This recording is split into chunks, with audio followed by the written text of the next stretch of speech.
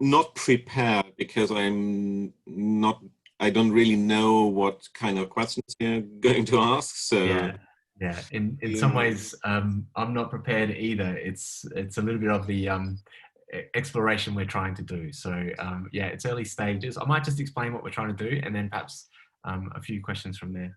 sounds great. So yeah, so I work in the Rome support team, and as part of that, we've created this book club with Bardia as well, and we're over the course of 6 weeks reading a book, and we've opened that up to the public where anyone can join, and we've got a collective Rome database that we're all working on together to take notes on this one book. So over the course of the 6 weeks, we read a chapter a week, and the book is Stephen Johnson's Where Good Ideas Come From. And is this your first book you're trying Yes, this with? first book. You already Yes. have, okay. Yeah. So it's really Is it early already stages. open to the public? Yes, we're 2 or 3 weeks in now, Okay. and it's and we're kind of starting to see the emergent themes in both the structure of the database and some of the issues that we're encountering, as well as also the trail off of activity as we kind of move through the weeks as well. So very similar to like using Roam for an educational purpose, or it Right. feels like we're exploring the frontier of that, as well as multiplayer Roam database at the once. So some interesting things, and certainly probably more than anything, we take it as a bit of an experiment in those ideas. So try to do it quickly and then try and make sense of it as we go, using feedback and trial and error.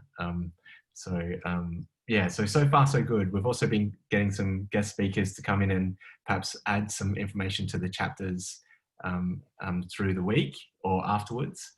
And that's been excellent too, albeit hard to schedule everyone to the appropriate week as they go. So the thing that we're kind of encountering a lot now is because we're dealing with so many people working on the same database, just standardization of process is becoming Right. an issue. I think about how, in your book, talking about how to reduce friction, to make sure that you can really get people to engage with your ideas, or yourself in your ideas over time. But what's kind of happening, I think, is perhaps that there's too much friction for people to make sense of where to put things, or the standardization processes, and really weren't sure also about the nature of the types of notes that we should be taking together, whether we should just be, kind of first pass, um, um, yeah, kind of like fleeting notes, or whether we do literature notes, or we kind of move on to there to try and really make the Zettles, which we have done, but it's kind of been sporadic through that. I don't know if I'm leading to a question, but perhaps I'll try and force myself to one. Um, how much, when you're reading a book, do you focus on the Zettles to begin with? Do you have a process to go through the literature first? Um, Perhaps talk about that. I know I don't like the idea of a standard or sequence or standardized process, and I know you've spoken about that before. But any advice on that in terms of the types of notes we could perhaps look to be making? I mean, first of all, I have more questions Okay. to approach it because I haven't looked at your experiment by now. So Yeah. maybe two questions up front. How do you, is it visible who wrote what? Like, Yes. okay. Yeah.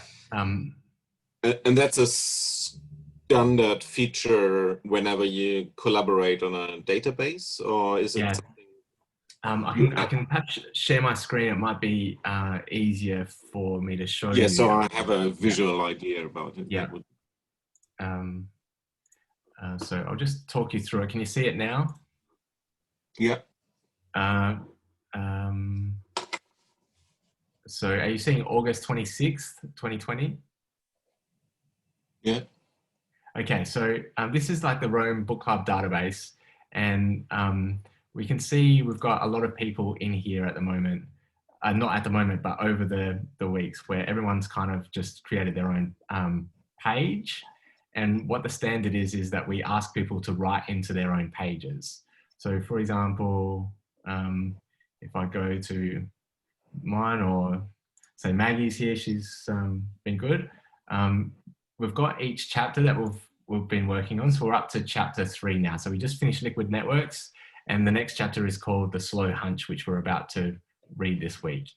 And we can kind of see that each session we do a summary, and then move on to talk. We have an hourly kind of lecture where we talk about not a lecture, but a discussion session where we talk about the issues. And then we try and raise some questions for that.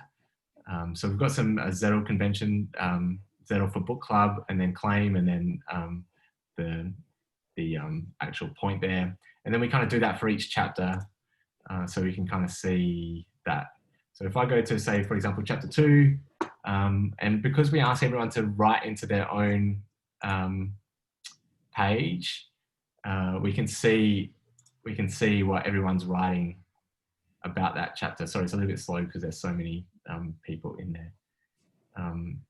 So that's kind of it. And what we tried last week was largely because we wanted to try and find some way to reduce the overhead. We created like a template to use, and sometimes that was good, and then sometimes it didn't work because there was, a lot of like blank spots. But you can see here, for example, someone's queried that, so we can see all the different things that people are writing about this. So yeah, that's kind of it. In terms of how we've structured it, I guess that was probably another point of the question, is at the moment, we've structured it around the chapter titles. So that's really driving the discussion. Right. But more and more not sure whether we should be structuring it around concepts within the chapters, because at the moment what's happening is the discussion is very much structured around the ideas of the chapter. And I guess one of the great things we were thinking about of this is that it's an experiment in collective intelligence. I remember in your book, what was it like? You mentioned Nicholas Luhmann took 6 notes a day. I think it was 6. But we've got maybe 60 people here and a bigger list. We could generate a lot more quickly, and obviously from a diversity of those different perspectives. But it's just not seeming to take off yet. Like, a lot of the discussion is about trying to map the chapter as best as possible, as opposed to using the chapter as an exploration point for other stuff. I mean, what is your experience by now on how each of you use it? How do you integrate it with your own personal database? Great point. The part a technical question and part more a question about how you approach it. Do you look at your own page and then take bits from the others to complete your own page and excerpt from the book? Or do you first look at the common database and then look for possible gaps and things you could contribute? So let's go, for example, for mine. I think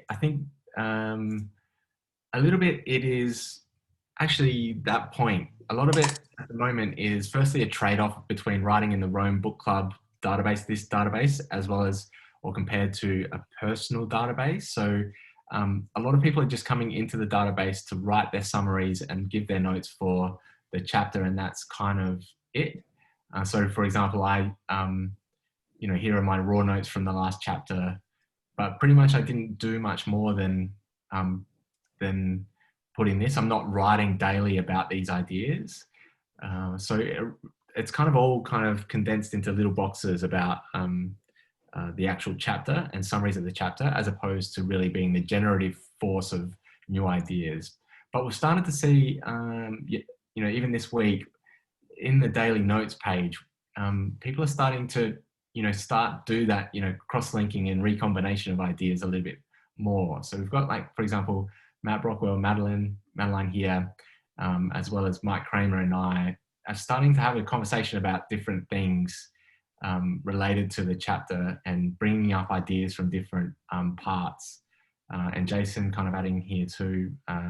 So yeah, that's kind of the goal, but it's really hard to organize that as a principle. And I think we're starting to get to the point of using the daily notes as really the driver of this, which is, how I use my own Roam normally.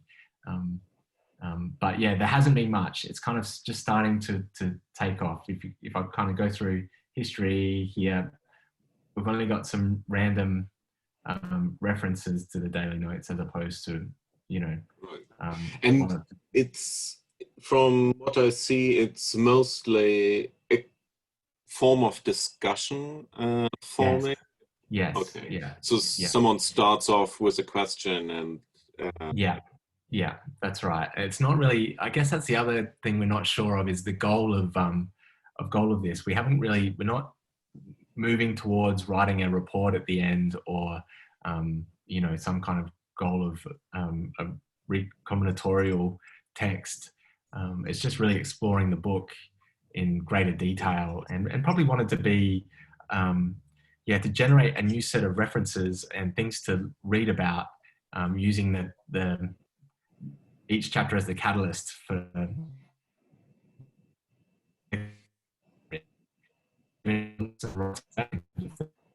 his examples. Then we could perhaps do a spot check on some of those examples. Are they actually credible? Is the evidence there? We could go off and do some further work. And then beyond that, we could also look to extend those ideas, looking for, analogies, comparisons, etc. But yeah, it's just getting people to engage with this. And I think it's a little bit about the structure up front. So ideally, I was pretty keen to be benevolent in the sense of structure, to let people do what they like. I think that's one of the great strengths of Roam. But yeah, it's also starting to get a little bit messy here. So like even just conventions, people, how they write pages, etc., seem to be issues. So when I was reading, your book more recently, it was more about rereading it again. Sorry, it made me think a lot about this in terms of simplicity and trying to reduce the overhead of making decisions, like, trying to make it easy for people to engage and write notes, as opposed to worry about structure or where it goes or how it should be formatted, which, I think we can do with queries, etc. But just not sure entirely. I mean, you said it's an open experiment, but do you have the same idea about the value of the book club, or where the discussion of a book should lead to, or does everyone have a different idea? I mean, in terms of, do most people use it as a source of new perspectives that they then will copy into their own databases, or are most people working on it collaboratively to make one publishable site on a particular book, more like a wiki collaboration, or is it a little bit both of? I think it's both, and probably a third, which would be to just explore Roam and using Roam for this type of task. Right. Just to firstly see how other people engage with, their techniques for using Roam, and see if we can find some similarities, or getting to see what other people do. And then beyond that, good point. We haven't really even tried to articulate what the purpose of this is, apart from being a general exploration or experiment in multiplayer Rome and this process. But if I talk to my own sensibilities here, I'd probably say it. For me, it feels like this is an experiment in the nature of education, alternatives to a textbook, or some kind of lecture material, non-linear pathways through a particular domain or discipline, and then also an experiment in the idea of collective intelligence. So you've got a lots of people trying to generate or examine or a particular book, and each chapter with some scrutiny to see both whether the claims are true, but then also whether we can use as the basis for other ideas. So that was really the goal. It wasn't really a goal to have a kind of report at the end, and I think it's probably more to learn more about the themes of a good book as well. I mean, what I'm more thinking freely here, but yeah, it seems to me it could be really interesting to have a very clear distinction between common things and individual writings, and make it part of the discussion, because it could be interesting to distinguish explicitly between different interests, different perspectives on a common thing, like book or aspects of the book, and then distinguish that from common ideas, facts, where no different perspectives should be able to exist next to each other. You could make that part of the discussion, because I think there is a general overemphasis on individual perspectives. It'd be interesting to discuss facts or something that should be common. And I mean, that kind of calls out for a moderator or someone who makes the final decision, and especially distinguishes between things where you have to kind of reach to an agreement. Like in this chapter, the author clearly states ... And then there are, of course, the individual perspectives on, well, the interesting information I took from this chapter for me is this and that. And having the ability to look at the pages of others to see, well, oh, okay, he made a connection that is interesting, and I haven't thought about that. I can take it away from my personal database. And jumping in the discussion of, well, I think the others are missing a point here, and it's important for everyone to realize that. I think that kind of would force everyone to make the distinction we often don't make when we read a book and just take notes for ourselves. So I'm more freely thinking about the advantages of collaboration, and forcing to make this distinction could be an advantage. I probably tend to agree too, because we've so far it's been each week read the chapter, write your notes, and then we come together for an hour or 2 hour session and we just talk about, pretty much starting up with the question, what did you think, or what were your questions?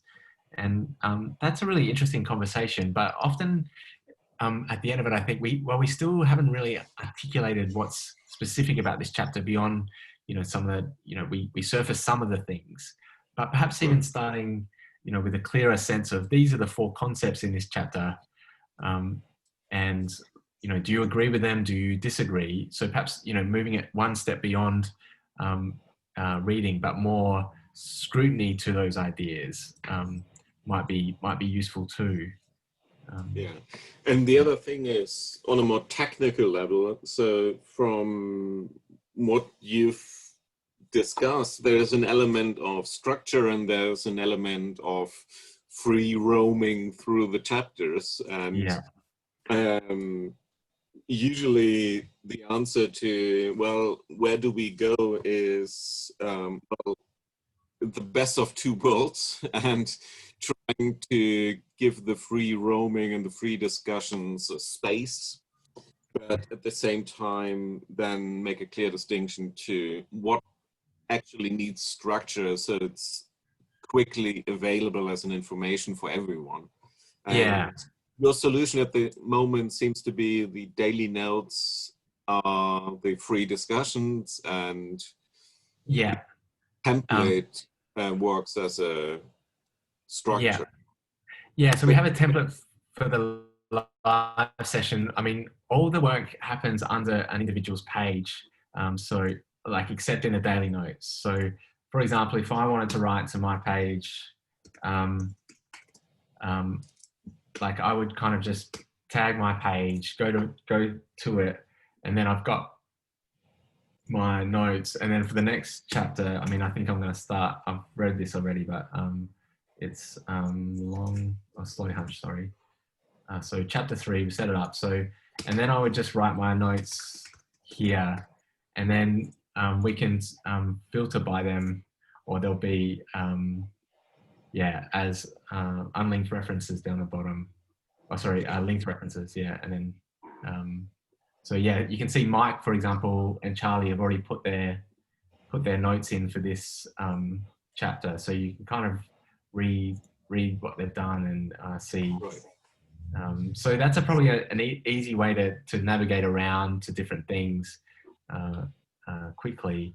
And then we use So, I mean, in the early stages of experimentation, it's probably actually quite interesting to see how the others approach the chapter without giving guidelines, and then over time you might discover best practices because you discover what others do and what works, and maybe at book number 4 you have kind of sifted out a process that works best for everyone.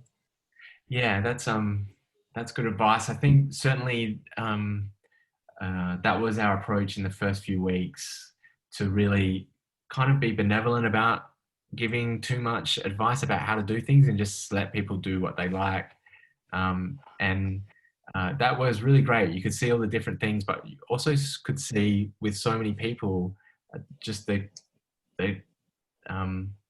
contrast or the conflict between two or more different ways to do the same thing. I mean, Room's so powerful and gives you so many different pathways to do things that that sometimes it's probably clear now that we, a little bit more structure might help. But then I don't know. My preference is for messy, just to let things work out and use things like filtering to deal with that. But I think it's a good idea just to let people try and then see the emergent themes of things as they come through. And from book 2 on, it's everything will be in the same database, so themes might emerge and you might think about a structure that goes beyond the individual book, and it's not so much about chapters but questions that are recurring and you go back. Okay. I think so. The more books, obviously, the more powerful it gets. I think that's probably the idea I've been thinking a lot about this week, is whether to even think about topics as a page here, where people can kind of search through the topics that are being generated each week. Whether it's things like if topics means theories, or they mean examples, or things like that. But But yeah, maybe to start doing that so it's beyond just one book as well. But yeah, I'm just hesitant to. The thing that I've thought about with your book a lot this week is just just how I started was trying to make it routine for people to add things where it feels very low friction between the addition process, as opposed to making it complicated, which slows down work, which makes things, people procrastinate as well. So yeah, just trying to find the trade-off there. If I were part of the book club, I would want to be able to write my literature notes in the way I want it, because Yeah, exactly. Yeah. I want to do the work twice for my Yeah. personal database and then publicly. Okay. But then have a second step where I can contribute to the common good and look at, okay, how do we bring ideas together? And being able to see how others approach the book would be, for me, at least in the beginning, extremely interesting, and I wouldn't want to interfere because I want to see how they do it and take the best approach from that. Mm-hmm. But then having a clear second step and either collecting questions and observations from others that I can freely take, or building upon discussions, structures, questions that are deliberately put in the common database, that then would probably be where the power of Rome comes really into play, and where you have to discuss between what are different perspectives and what can be commonly decided upon, and maybe also have a discussion on why things are interesting in the book, and making suggestions for connections and maybe pointing out mistakes or blind spots of the author, and enriching the literature material by cross-references to other books, and maybe discussions on certain aspects where some people might dive into the footnotes and read the material there and can confirm that this is correct, or as it's in the case, it's misinterpretation of a source. And I mean, that's where I think you really change the mindset of what do I want to take away from that to can I contribute to what's public.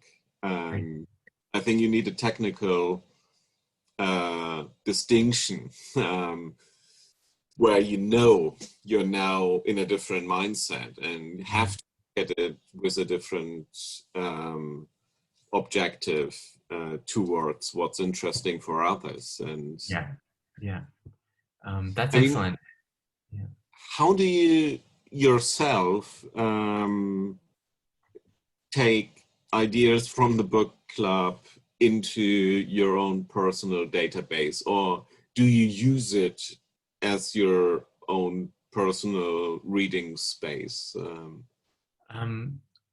No, I don't. I've got my own, obviously, and I think this is only because we've been going for 2 or 3 weeks. It's not native for me yet, and I think for the majority, if not all of the people in book club, to use this database first, or even perhaps second. So the thing that's perhaps happening now is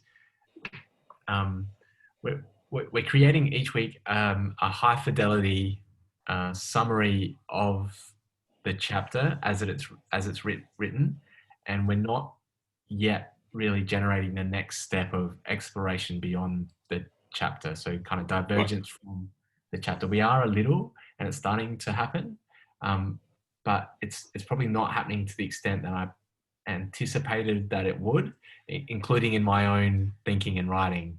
So I kind of come to book club Rome each week to take my notes on the book and summarize the book and make sure I know what the chapter is about. And I think everyone's kind of doing that. And in the weekly talks that we have, we're starting to see glimpses of people taking it to new places. But it's certainly perhaps not as much as anticipated. And I kind of thought perhaps that's the the structure of how we're sequencing things over the week, whether we're saying we should, because we just say come and talk about the book in the session. I thought maybe we should say to people, get your summaries done beforehand, and then we can have a linking session even where you draw things from different places or draw a summary from other people. So starting to get to that point, but haven't done much of it yet. Right. And do you have a discussion on how to structure the book club within the book club? We do, yeah. We've got a both in person as well as in the Rome database. We have a tag for how we're working on some of the issues as we go. So like people have been writing about some of the different things about how to write Zettels, how to title Zettels, even small things like, call it the time of our meeting.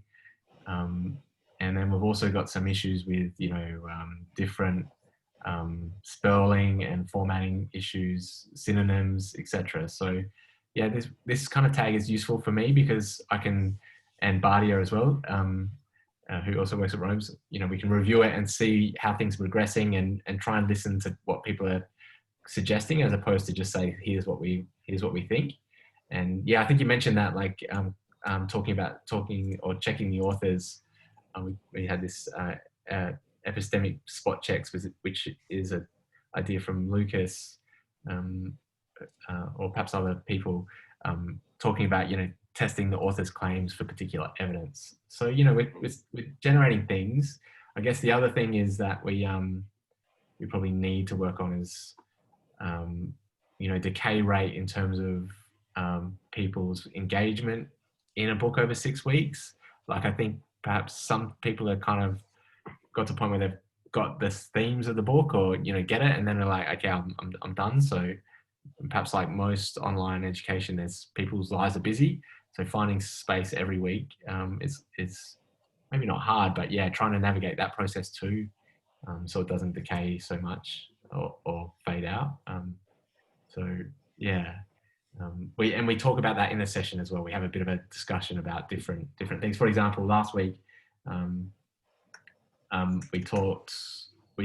Maggie, who's one of the people in the book club, she talks about her note-taking process for each week, comes out with the key concepts and so forth. So yeah, and then links out to other things. So yeah, we talk about, how she took notes, the different ideas different stages she went through and so forth. So yeah, it's a little bit, and perhaps I think that's the main benefit beyond the book, is people getting more articulate with how other people are using Rome and what it can be done or can be used for. Yeah. So yeah, so I think maybe that's and you can see, for example, I said I was talking to you today, and people have kind of tagged their questions just in case, wanted to ask or just to discuss. So I know I didn't give you these in advance, but these are kind of some of the things that people are asking, and that's perhaps some of the benefit too. It's it's a collective intelligence source, right? I didn't have to think about all of these different perspectives. I had the ones that I had thought about, but then there's a few other specific ones as well. Before you go to the... I say all sorry. to ask you about your opinion on Rome and how you've been enjoying it or not, or using it. So Sorry, you were frozen sure for a second, so I do that. But yeah, you can see kind of how they've been, what people have been asking there as well. Sorry, Matt, you were frozen for a second, so I didn't Am I catch all of sharing my that. screen? I think it might be slowing down my. That's okay. I was just saying that this is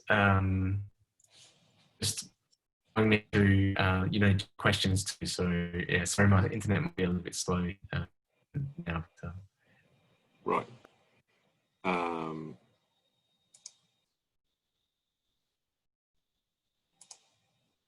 Oh.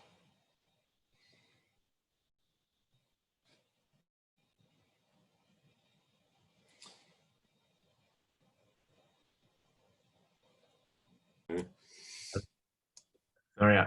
Hey, can you hear me now? Yeah, I think it's working again. Okay. Yeah, it says your bandwidth low. Okay. Anyway, Sorry about that. Yeah. jump into the question. I didn't get half of what you said earlier, but do you have people taking over certain questions? Because I now realize from what you showed me earlier that part of the experiment is looking how the collaboration works, how people use Rome differently, how they read a book differently. So there are a lot of aspects, and at the same time, there's a huge amount of writing that no one can really completely read with a look at all the perspectives. So do you have assigned people who take over one particular question and look, okay, let's see how this template works. So let's look how we follow up on sources and footnotes. No, I think we need it. Largely, it's becoming clearer that there's perhaps roles for that are required. You know, like the traditional idea of a moderator in a wiki or something like that, or maybe not a wiki, but yeah, in communities more generally. I don't know if we need it as a moderator. We need particular roles like a formatter in some kind of way to make sure people nest notes. Yeah. In certain I mean, ways. it's all about division of labor when it gets too complex, isn't it? Absolutely. And to be honest, yeah, it's a big project in terms of the time it's taken me to think about, as well as the complexity of choice in different ways to go. So, yeah, I think that's perhaps the next step as well. Trying to assign some roles, whether they're functional roles or whether they're more about the questions or the, bringing out particular parts of the discussion. Yeah, that's a good point to make them some clear roles. I've seen, and you mentioned that you collected a few questions, and just looking at the time, I should have another phone call at 9 o'clock, but I'm happy to come back with you some other time, just because I'm interested in how the project develops. So we are not under the pressure of going through everything, but maybe we can dive into a few questions before I get to leave. Okay, sure. Yeah, I'd love you to track the evolution of this, and perhaps we'll implement some of those ideas as well with that we discussed as well, so we can see how they go as a process. No, I mean, in the beginning, I'm now more listening and trying to understand and catching up. Yeah. A big part of this, I'll just share my screen again to show you the questions. A big part of this is clearly, build in public. If it feels, it should feel too early, and that's maybe the right time, and it feels a bit early. So we're doing this under the scrutiny of people using it, but that's really useful both for us and other people, if not a little bit stressful at times to try and get it all organized. But that's the way I think great things get built. So yeah, so in terms of questions, I won't take up too much time, and certainly keen to meet again. What about your own Rome process? I don't know if you want to reflect on that too much, but how do you what do you think about Rome? Is there anything that stands out about your process, how you've navigated from like a, other software or even an analog system to Rome? I think there are many aspects to that, and maybe that's something to be discussed in a extra session. But yeah, I think the main difference is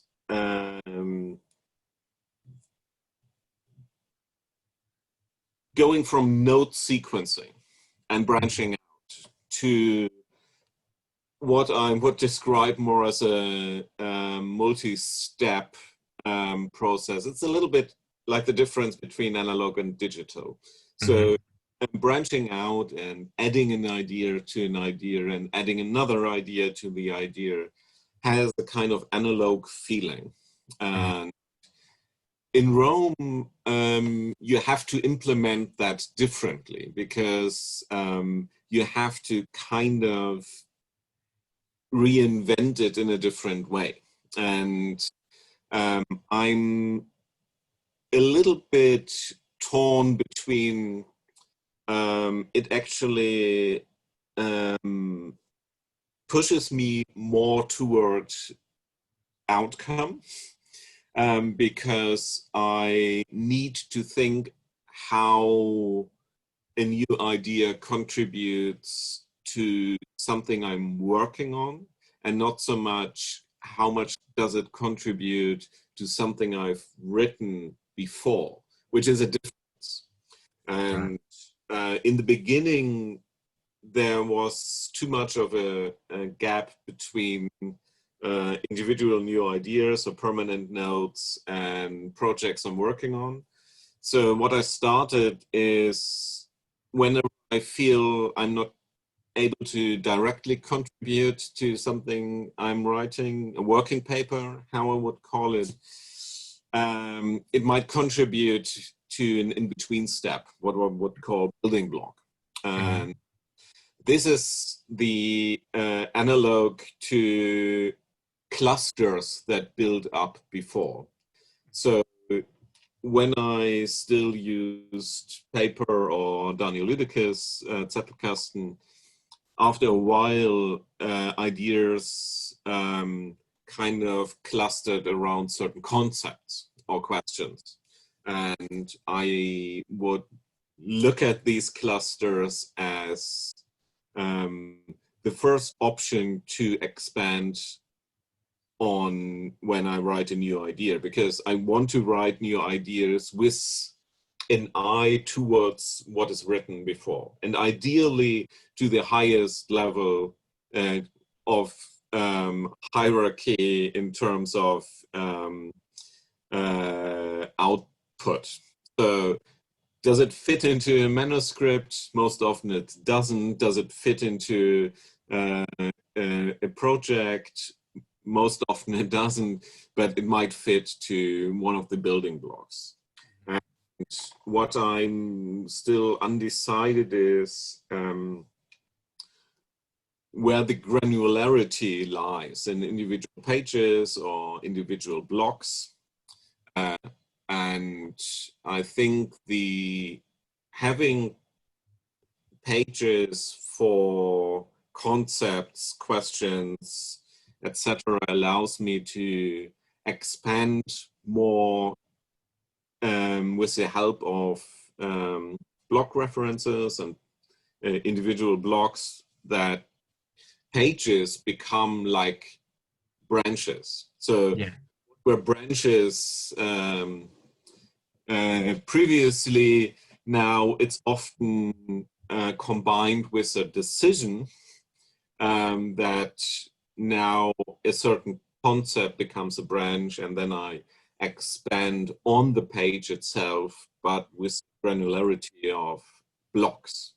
And that requires a different workflow because you have to make more explicit distinctions. You have to bring some kind of hierarchy into the system because you name the branches. And I feel it's actually helpful because it makes me think more often about how to structure ideas and bring them closer to something that can be published or read by others. So I might not be really clear and vague about it, but I think that that's a main difference. And probably what I'm thinking about the most.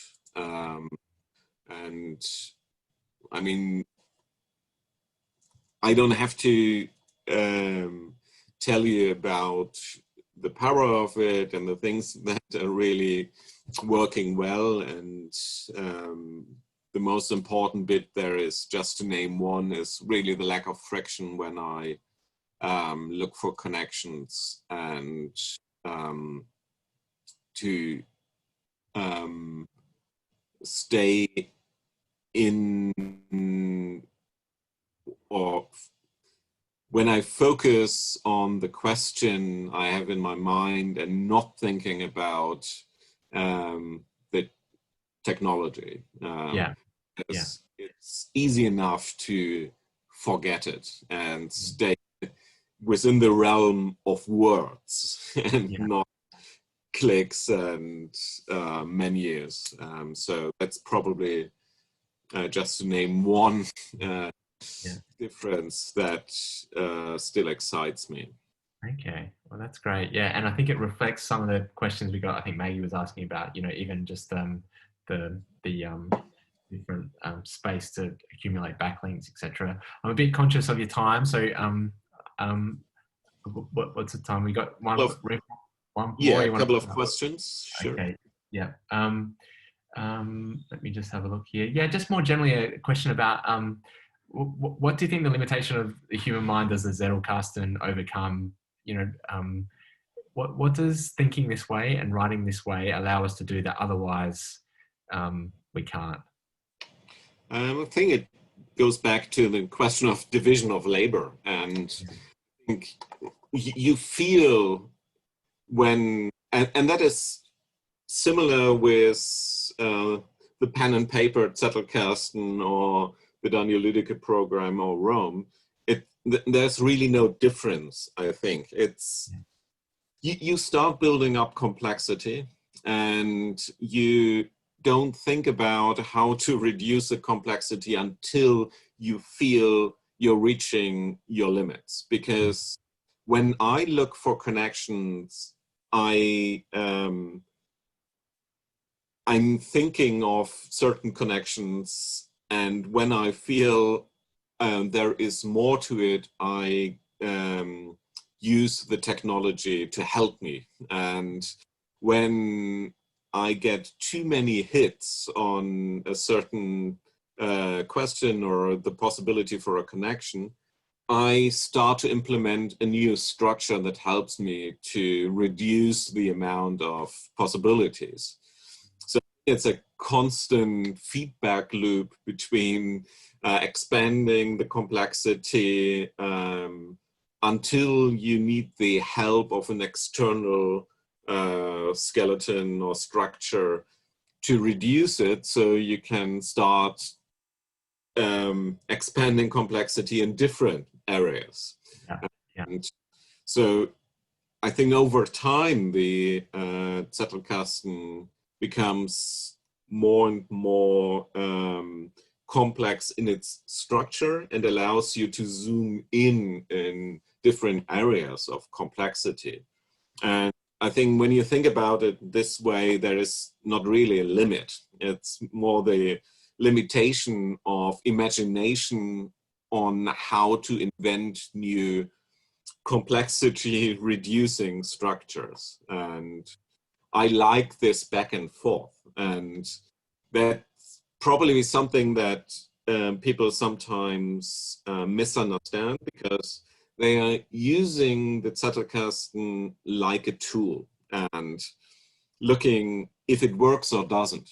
And it never really works or doesn't work. It just gives you a feedback on what works and what doesn't work. And Rome allows you to invent new ways to deal with the problems which arise over time and couldn't be foreseen. And I mean, that's with regard to the length of the notes or the complexity or how you write, even your style, because you're constantly confronted with the way you write. And if you feel that's too difficult to quickly dive into a page or a block, well, then it's a sign you should change a little bit and improve your clarity. And I think that's a long answer to a simple question. No, it's a useful way. And what about the serendipity process in that too? You know, extending your mind beyond your current context and current thoughts.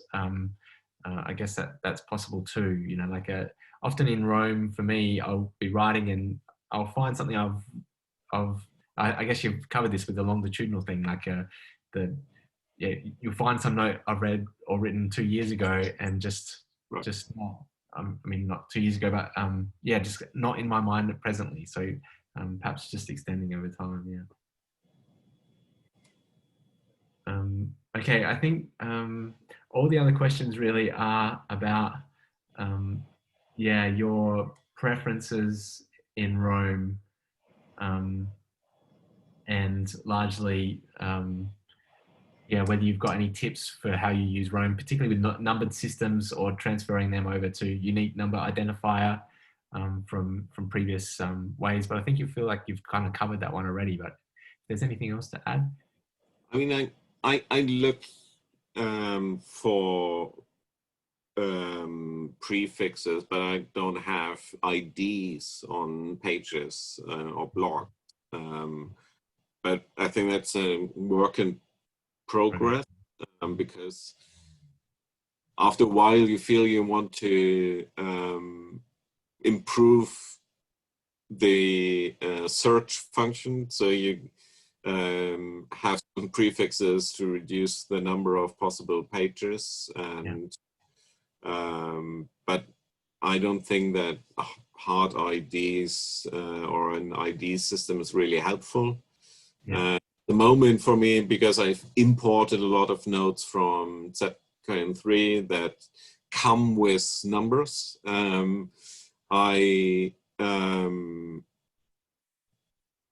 show myself that I read and processed and connected a note by removing the number. And so whenever I encounter a page with a number, I know, okay, that's that came from the old system and it's unprocessed. I can look at the number and can look for the connections in it, to it, and